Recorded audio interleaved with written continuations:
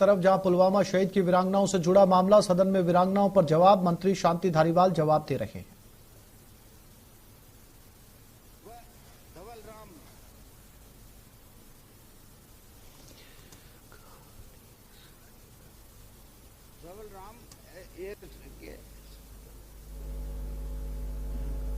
Sub inspector के चोटें आई। तत्पश्चात पुलिस अधीक्षक जिला जयपुर ग्रामीण भी मौके पर पहुंचकर माननीय राज्यसभा सांसद से समझाइश की गई, लेकिन माननीय राज्यसभा सांसद किरोड़ीलाल मीणा व उनके समर्थक उग्र होकर के नारेबाजी करने लगे। इसी दौरान माननीय विधायक चोमू श्री रामलाल शर्मा भी अपने समर्थकों के साथ आ गए। तत्पश्चात पुनः माननीय राज्यसभा सांसद किरोड़ीलाल व उनके समर्थकों से बार बार वार्ता की गई व समझाइश भी की गई।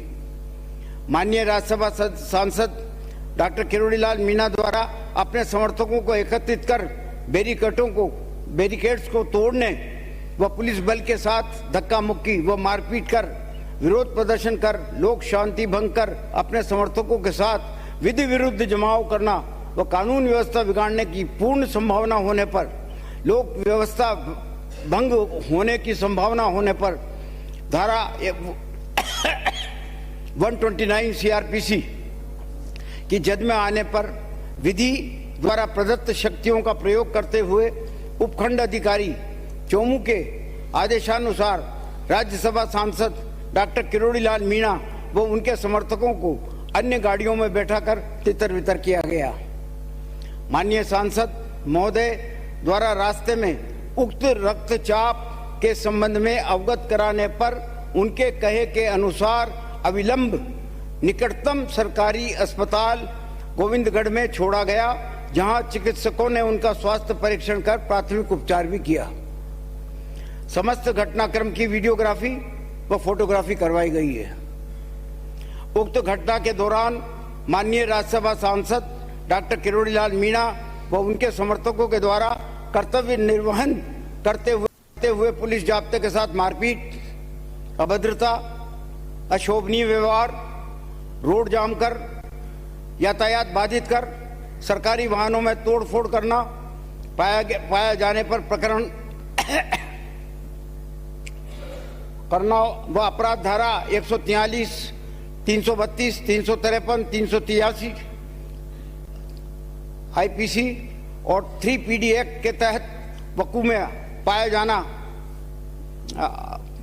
जाने पर प्रकरण संख्या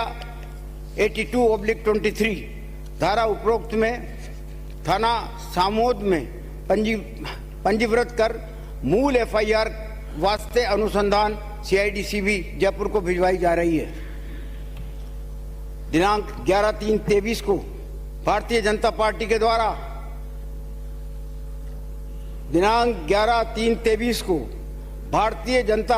द्वारा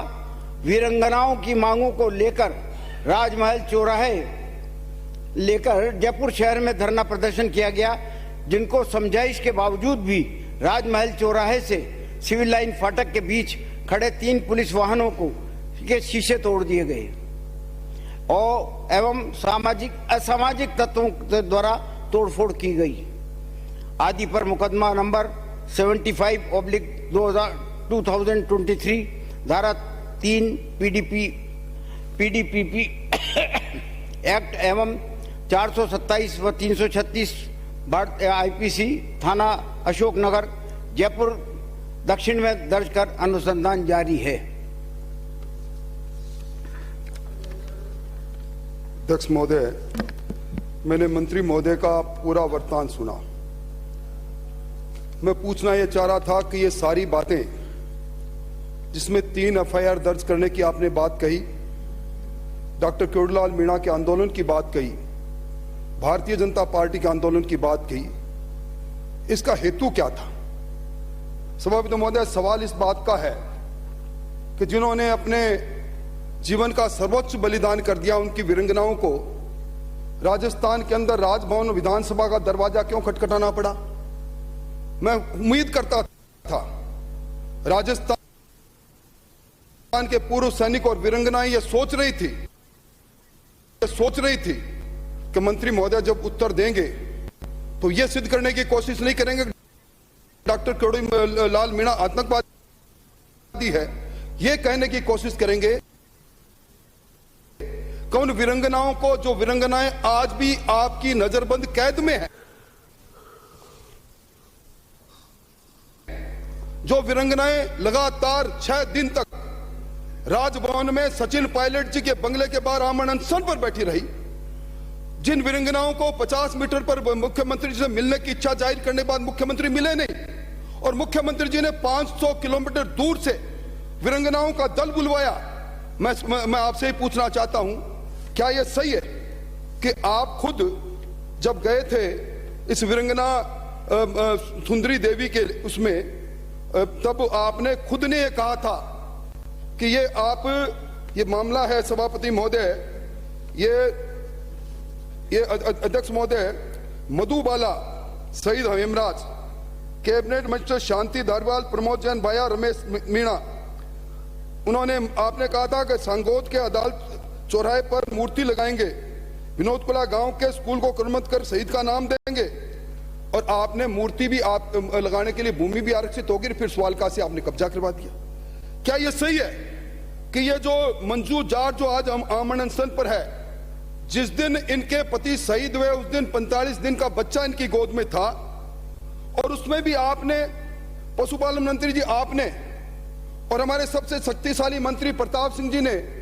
खुद ने कहा कि शहीद के परिवार के लोग जिसको नामजद करेंगे उसको नौकरी देंगे। ये वीडियो आज अध्यक्ष महोदय मैंने आपको दिखाया भी था। सवाल ये झगड़ा वहीं से चालू हुआ, क्या ये सही है कि सुंदरी देवी, शहीद जीतराम, टीकाराम जी, ममता जी आप गई थी, आप लोगों ने भी ये कहा था कि शहीद के भाई विक्रम सिंह को नौकरी देंगे और नगर महाविद्यालय का नाम आप इससे करेंगे। सभापति महोदय, सवाल इस वीरंगनाओं का नहीं है। इसी सदन के अंदर ये एक सवाल आया, कोटा से आने वाले मान्य सदस्य, उन्होंने सवाल किया कि कितने शहीदों की शहादत हुई 3 साल में, आपने उत्तर दिया 34 और आपने अपने उत्तर में कहा कि 34 में से 28 प्रकरण ऐसे हैं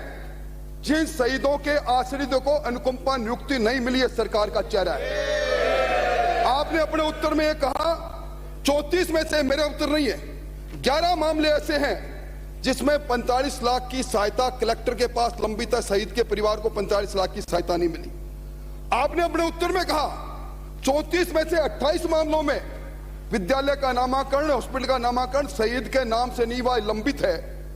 आपने खुद ने अपने उत्तर में कहा 34 में से 11 मामलों के अंदर माता पिता को मिलने वाले 5 लाख की राशि मिली नहीं। सभापति महोदय, मैं कोई इसमें सियासत करना नहीं चाहता, मेरा दल भी सियासत करना नहीं चाहता, पर सभापति महोदय, जिन्होंने अपना सुहाग खोया, 3 साल का बच्चा साथ में, आत्मा रो उठी जब देख रहे पुलिस वीरंगना को घसीट रही है, मार रही है, पीट रही है, और सांसद किरोड़ीलाल 72 साल का व्यक्ति, आज सभापति में भट्टाइको के पुराने मरीज है, उनके आधे अंग में काम करना बंद कर दिया। रंजीता कोहली पर आप प्रहार करते हो। सभापति महोदय, यह सवाल संवेदनाओं का है और मैं समझता हूं आपने खुद ने वीडियो, आपका कहो तो अब चला के दिखा दूं, वरना मैं विधानसभा से त्याग पत्र देने को तैयार खड़ा हूं। आपने खुद ने क्यों कहा का वीरंगनाओं के परिवार को जिसको चाहेगा उसको नौकरी देंगे? ये लड़ाई छोटी नहीं है। आपने सारे उत्तर में सिर्फ किरोड़ीलाल किरोड़ीलाल किरोड़ीलाल, अरे वीरंगनाओं के बारे में बात बताओ जिनको आपने पीटा, 3-3 एफआईआर दर्ज करके हमें डराना चाहते हैं, धमकाना चाहते हैं, इससे डरने वाले नहीं है। माननीय, मैं कोई रिपीट नहीं करना चाहता,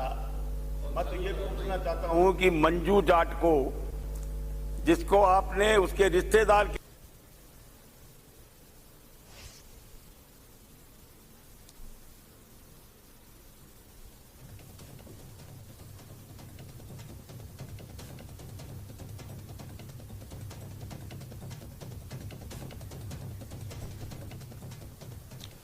और जम्मू कश्मीर के अनंतनाग में बड़ी आतंकी साजिश